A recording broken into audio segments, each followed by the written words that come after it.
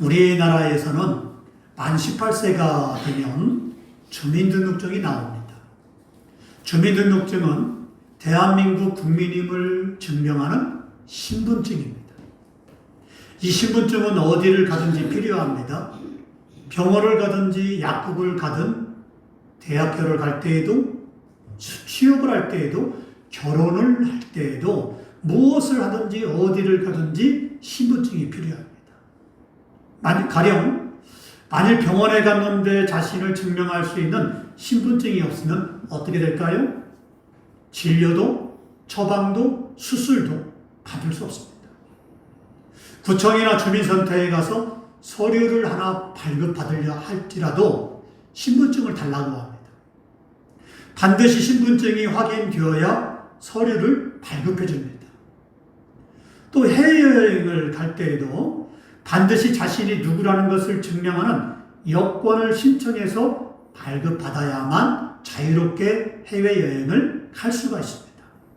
이처럼 누구를 막론하고 어디를 가든 자신의 신분이 증명되어야만 자유롭게 살아갈 수 있습니다. 그런데 자신이 누구인지 증명하는 신분증은 이 세상에서만 필요한 것이 아닙니다. 천국에 들어갈 때에도 믿는 자라는 신분증이 반드시 필요합니다. 그러면 천국에 들어갈 때 믿는 자라는 신분증이 무엇일까요? 본문은 너희 자신을 확증하라 라는 제목의 말씀이에요.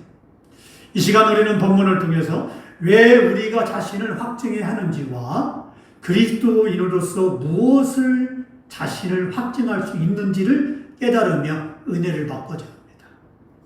이제 우리는 고린도후서 마지막 장인 13장을 나누게 되었습니다. 사도 바울은 문제가 많은 고린도 교회 성도들에게 두 개의 편지, 고린도 전서와 고린도 후서를 보냈습니다. 그리고 오래 기다려 주었습니다.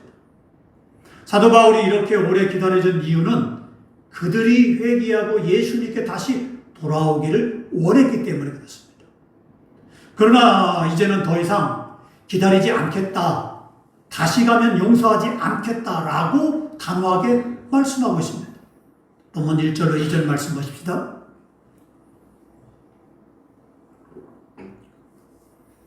내가 이제 세 번째 너희에게 가리니 두세 증인의 입으로 말마다 확정하리라. 내가 이미 말할거니와 지금 떠나 있으나 두 번째 대면하였을 때와 같이 전에 죄 지은 자들과 그 남은 모든 사람에게 미리 말하노니 내가 다시 가면 용서하지 아니하리라. 인내에는 한계가 있습니다. 기다린다고 해서 영원히 기다리는 것이 아닙니다. 고린도전서 13장 4절의 말씀처럼 사랑은 오래 참는 것입니다. 하지만 영원히 참는 것은 아닙니다.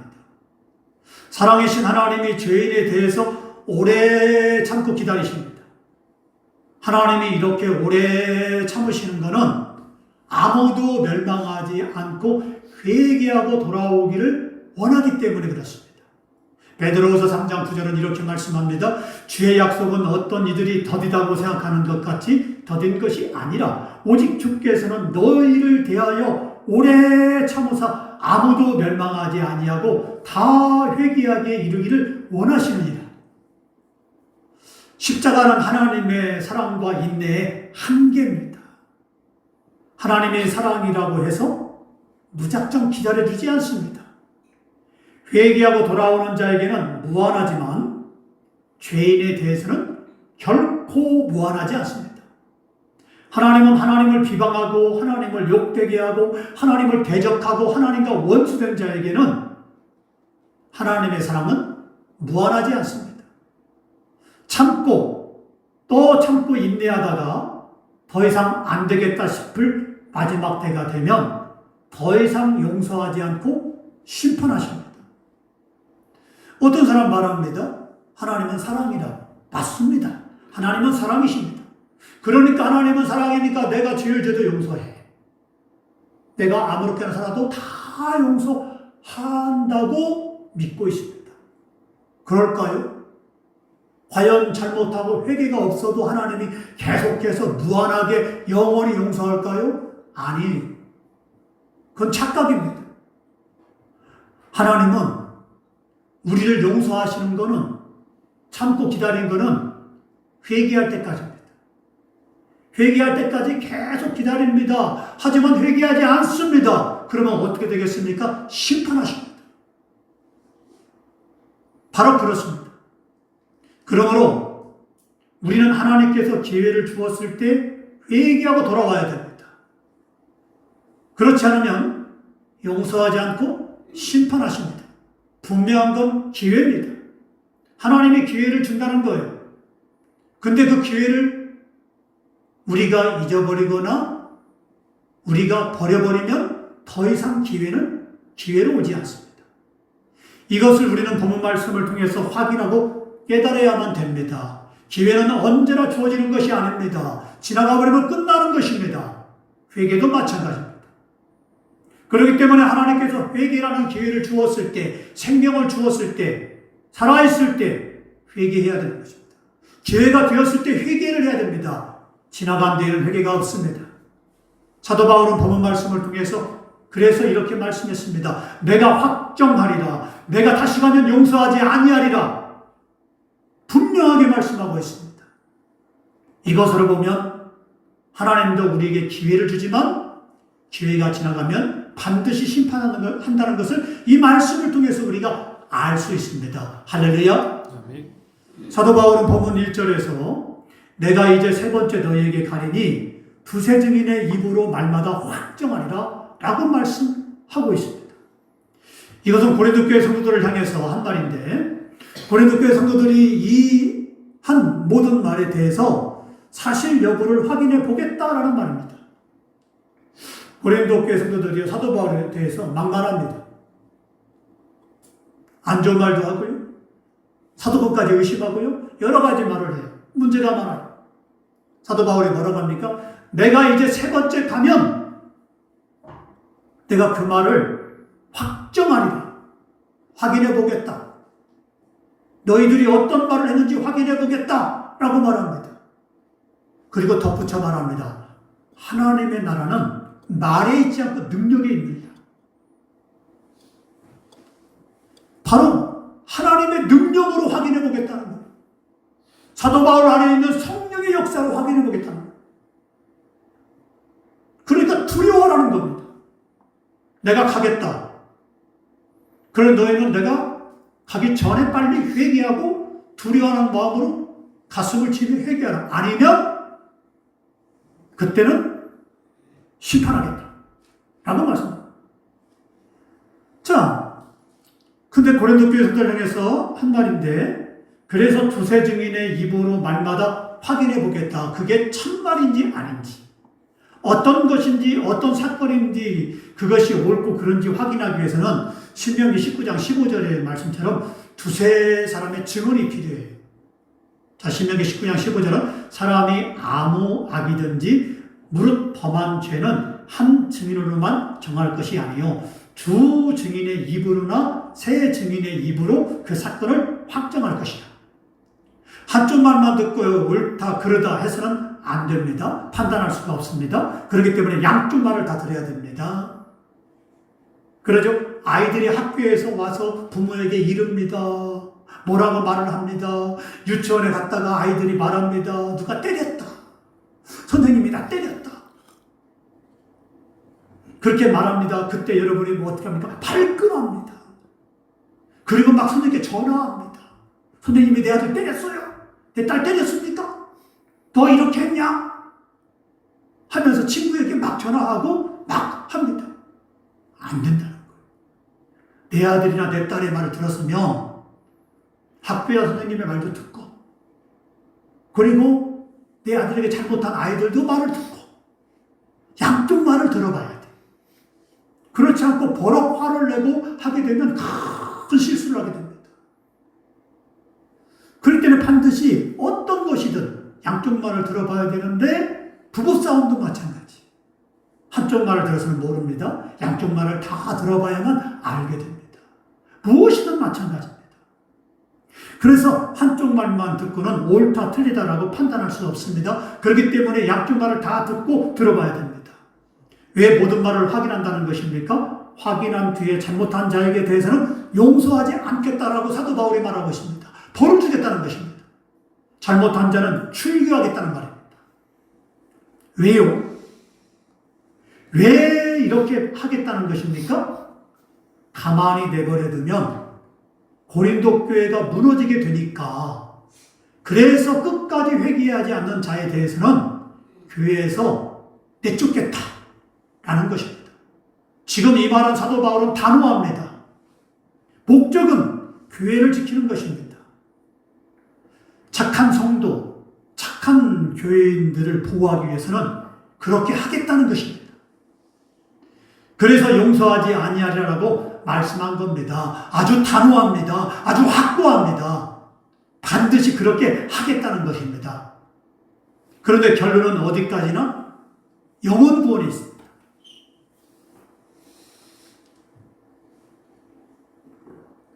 영혼이 멸망당하지 않게 하기 위해서 용서하지 않겠다는 것입니다. 그 사람의 영혼을 죽는데 내버리기 위해서 아예 교회에서 출교해서 내쫓는 것이 아닙니다. 그렇죠. 누가 잘못하게 되면 교회에서 교회를 흐리니까, 아니면 교회를 무너뜨리니까 그 사람을 당회에서 불러다가, 아니면 목사님 불러다가 당신은 다음 주부터 교회를 안 나왔으면 좋겠습니다. 아니면 한 달간 근신하십시오. 예배에 못 나옵니다. 합니다. 자, 왜 그럽니까? 왜 이렇게 해야만 됩니까? 그 사람 때문에 교회가 무너져요. 그 사람 때문에 성도들이 상처를 입고, 그리고 교회가 이제 흔들립니다. 그러면 그런 사람에 대해서는 목사님 부를 수밖에 없어요. 죄송하지만 한 달간 나오지 마십시오. 회개하고. 그런 다음에 회개한 다음에 다시 나오십시오. 아니면 그 사람의 교회에 대해서 막 무너뜨리려고 나쁜 소문을 퍼뜨리거나 아니면 잘못하거나 하게 되면 당회에서 불러요. 목사님 부릅니다. 그래서 이러이러한데 이 성경에서 말한 것이 이렇게 되니까 당신은 이제부터 우리 교회에 나오지 마십시오. 출교입니다. 그러면 왜 이렇게 출교합니까? 아예 버려버리는 것입니까? 끝내버리는 것입니까? 끝장나는 것입니까? 아니라는 거예요. 근신을 하든 출교를 시키든 그 목적은 뭐냐?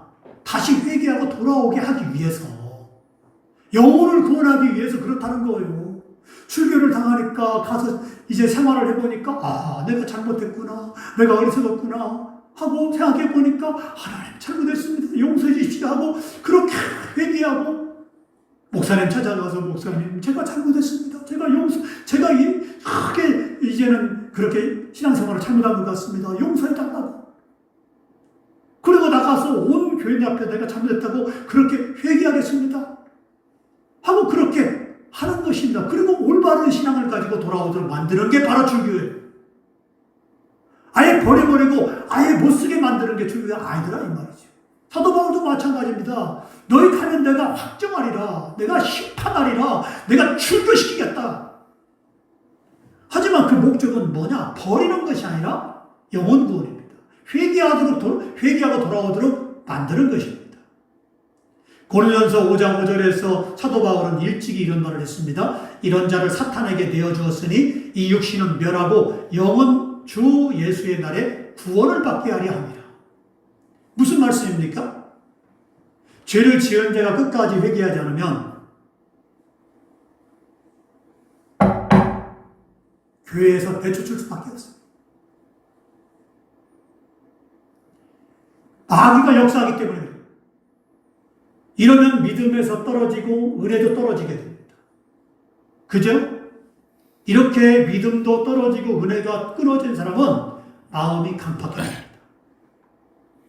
그러면 악한 방법으로 살아갑니다.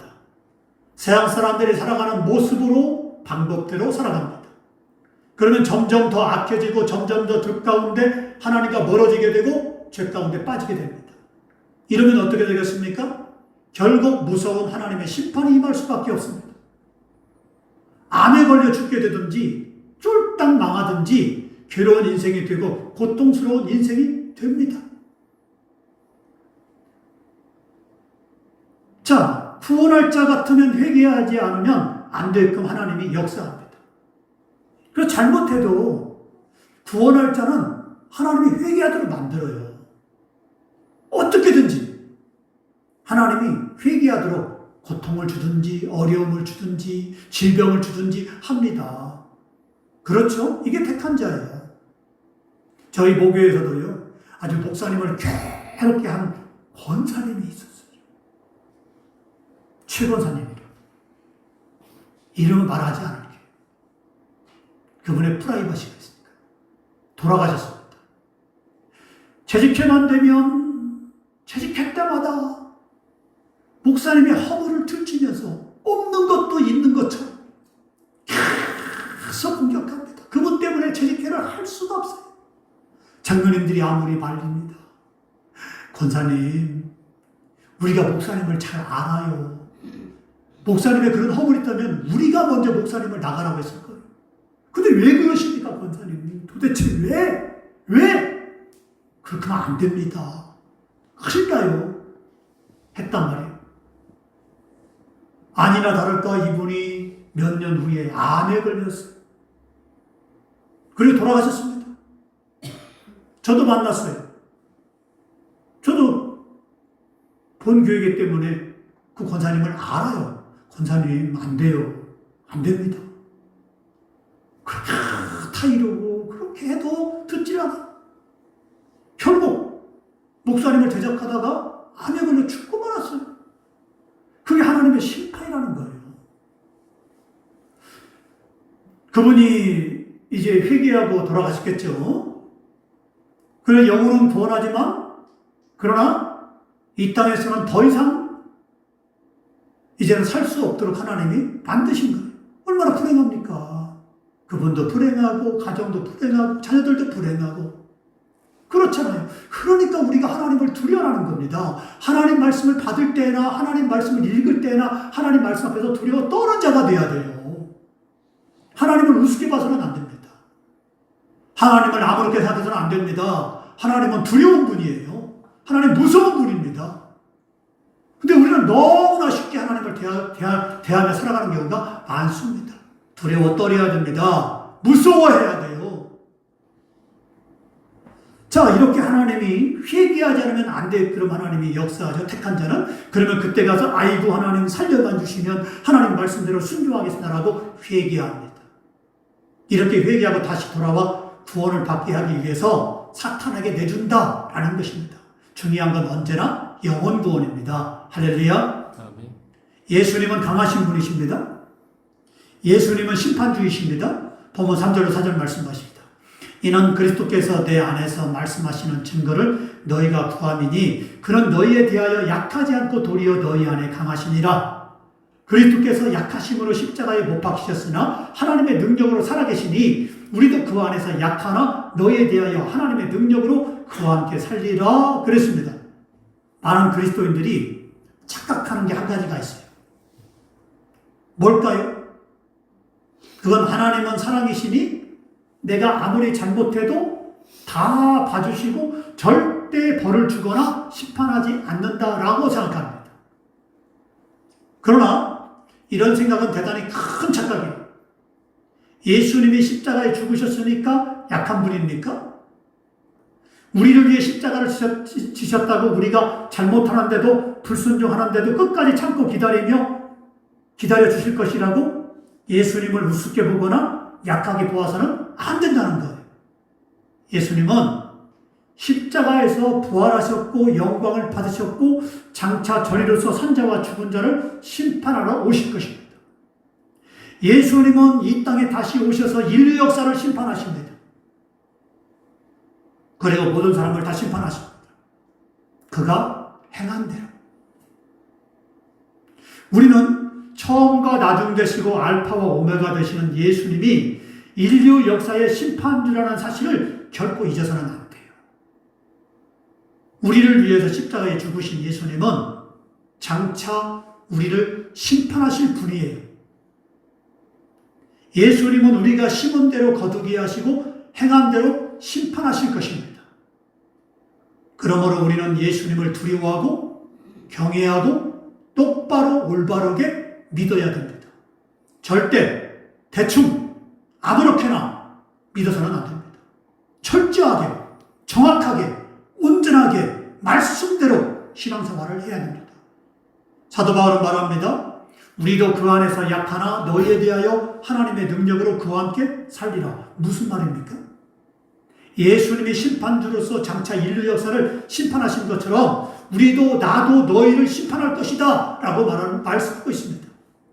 그러므로 너희가 믿음 안에 있는가 너희 자신을 시험하고 너희 자신을 확증하라 라고 말씀했던 거예요. 너희가 믿음에 있는가 시험해 보라, 확인해 보라는 것입니다. 할렐루야. 그렇다면 왜 우리에게 이런 믿음의 증거가 필요할까요? 왜 확증이 필요할까요? 이거 확증하는 것은요, 믿음의 증명서가 있는가 확인해 보라는 거예요. 그렇죠? 여러분이 신분증이 있어야 어디를 가든지 병원에 가든지 약국을 가든지 아니면 뭘 하든지 확인이 돼야만 처방을 해주고 수술도 받고 증명서를 발급해 주잖아요. 아니면 간첩이죠. 믿음 생활도 마찬가지란 말이에요. 내 증명서가 있어야 돼요. 신분증이 있어야 돼요. 내가 그리스도인이라는 신분증은 뭐냐? 그게 뭘까요? 그건 말씀대로 행한 나의 믿음이에요. 믿음이긴 믿음이지만 그냥 믿음이 아니라 말씀대로 살았던 믿음, 말씀대로 행하는 믿음, 그게 믿음이 되는 거예요. 그걸 바꿔 말하면 말씀대로 행하지 않으면 믿음이 아니라는 거예요. 그건 신분증이 아니라는 거예요. 그러니까 우리가 천국문에 가서도 우리가 믿음이 있는 거는 뭐냐? 내가 행한 대로 믿었던 그 믿음이 나의 신분증이 되는 거예요. 그러면 그 신분증이 있는 사람은 천국문을 통과하지만 미안하지만 신분증이 없는 사람은 통과할 수 없어요. 바로 사도 바울은 그걸 말씀하고 있습니다. 고린도 교회 성도들아, 너희가 하나님 말씀대로 순종하고 있느냐? 너희가 하나님 말씀 앞에서 두려워 떨고 있느냐? 라고 묻고 있는 거예요. 그러면 여러분은 어떤 삶을 살고 있습니까? 하나님 말씀 앞에 두려워 떨고 있습니까? 하나님 말씀대로 행하고 있습니까? 하나님을 두려워하고 있습니까? 그렇지 않다면 성경은 분명히 우리에게 말씀하고 있습니다. 예수 그리스도께서 너희 안에 계신 줄을 너희가 알지 못하느냐? 그렇지 않으면 너희는 버림받은 자니라. 중요한 말씀이에요. 교회 안에는 알곡도 있지만 쭉정이도 있습니다. 곡식도 있지만 가라지도 있습니다. 경건한 사람도 있지만 경건의 모양만 있지 경건의 능력이 없는 사람도 있습니다. 교회를 다닌다고 해서 다 택함받은 성도가 아니라는 것입니다. 택함받은 성도가 아니면 그 사람은 버림받은 자입니다. 그러므로 우리는 경건의 능력 있는 사람이 되어야 됩니다. 알곡이 되어야 됩니다. 알곡이 되기 위해서 우리는 하나님을 두려워 떠는 자가 되어야 됩니다.